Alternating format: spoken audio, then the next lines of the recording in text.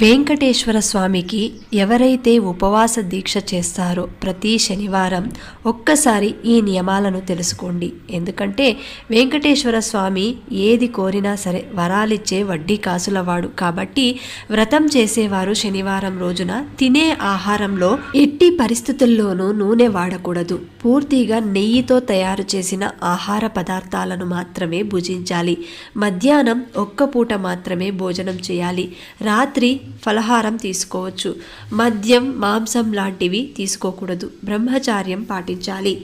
ఎవరైతే ఈ నియమాలను పాటిస్తూ 7 శనివారాల వ్రతాన్ని ఆచరిస్తారో వారి కోరిక తప్పకుండా ఫలిస్తుంది. ఇక ముడుపు ఎలా కట్టాలంటే, వ్రతం మొదలుపెట్టిన మొదటి రోజు ఒక పసుపు వస్త్రంలో 11 రూపాయలు దక్షిణ ముడుపు మూటలా కట్టి శ్రీనివాసుని పటం ముందు ఉంచి ఈ యొక్క సంకల్పం నెరవేరితే తిరుమలకు దర్శనానికి వస్తానని మొక్కుకోండి.